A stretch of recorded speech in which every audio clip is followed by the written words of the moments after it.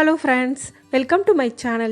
இன்னைக்கு இந்த வீடியோல நம்ம என்ன பார்க்க போறோம் அப்படினா இட்லி, தோசை, சாதம், சப்பாத்தி எல்லாத்துக்குமே பொருந்தக்கூடிய முட்டை குழம்பு தான் பார்க்க போறோம்.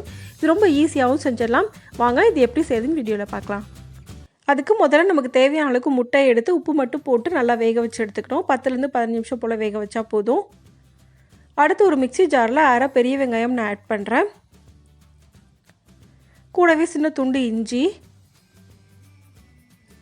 5 ல இருந்து 6 பல் பூண்டு, ஒரு 3 பீஸ் தேங்காய், 3 தக்காளி ஆட் பண்றேன். இப்போ இது கூட அரை ஸ்பூன் சோம்பு, ஒரு பட்டை, 2 கிராம்பு, ஏலக்காய் எல்லாத்தையும் ஆட் பண்ணிக்கலாம். அரை ஸ்பூன் மஞ்சள் தூள்,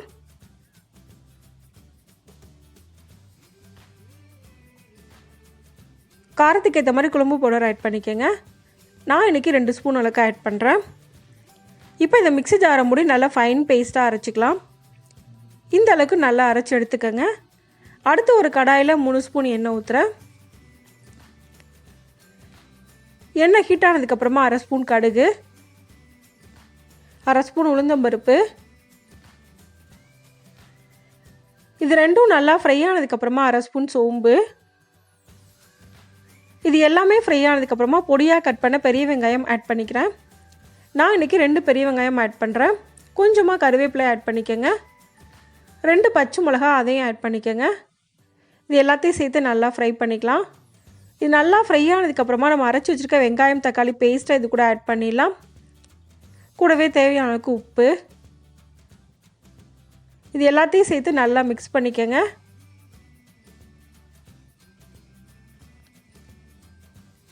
இப்போ இதோட பச்சை வாசனை பொருளுக்கு இது நல்லா ஃப்ரை பண்ணணும். இப்போ இது கூட அரை ஸ்பூன் அளவுக்கு காஷ்மீரி சில்லி பவுடர் ஆட் பண்ணிக்கோங்க. அப்போ நல்லா கலர் கிடைக்கும். அது வந்து ஆப்ஷனல் தான், உங்களுக்கு வேணாட்டி நீங்கள் அவாய்ட் பண்ணிக்கோங்க. இப்போ இது நல்லா மிக்ஸ் பண்ணதுக்கப்புறமா இதை மூடி சிம்மில் வச்சு குக் பண்ணிக்கலாம். வெங்காயம் தக்காளியோட பச்சை வாசனை எல்லாம் போகிற அளவுக்கு நல்லா குக் பண்ணிக்கோங்க. இப்போ 3 நிமிஷத்துக்கு அப்புறமா நான் ஓப்பன் பண்ணியிருக்கேன். நல்லா குக் ஆயிடுச்சு.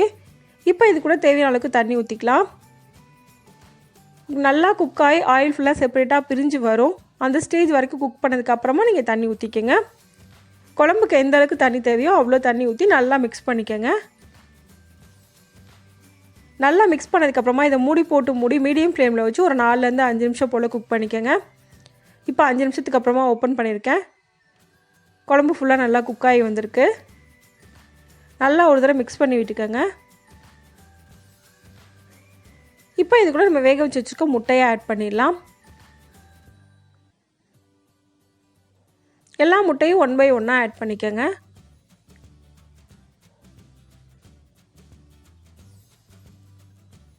இப்போ எல்லா முட்டையும் ஆட் பண்ணியாச்சு. இப்போ முட்டை குழம்புல மூழ்கிற அளவுக்கு நல்லா அழுத்தி விட்டுக்கோங்க. அப்போ தான் குழம்புல இருக்க மசாலாவெல்லாம் முட்டையில் இறங்கி முட்டையோட டேஸ்ட் ரொம்ப நல்லாயிருக்கும்.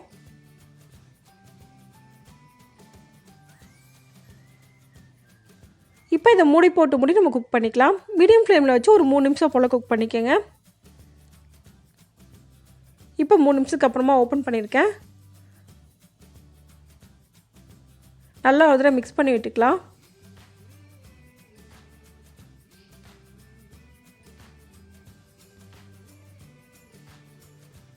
ஃபைனலாக இது கூட கொஞ்சமாக கொத்தமல்லி இலையை ஆட் பண்ணிக்கோங்க. இப்போ நமக்கு ரொம்ப ஈஸியான மெத்தடில் முட்டை குழம்பு ரெடி ஆயிடுச்சு. இந்த ரெசிபியை இதே மெத்தடில் நீங்களும் செஞ்சு பாருங்கள். இந்த வீடியோ உங்களுக்கு பிடிச்சிருந்தா லைக் பண்ணுங்கள், ஷேர் பண்ணுங்கள், கமெண்ட் பண்ணுங்கள். மறக்காமல் சேனலை சப்ஸ்கிரைப் பண்ணுங்கள். தேங்க்ஸ் ஃபார் வாட்சிங்.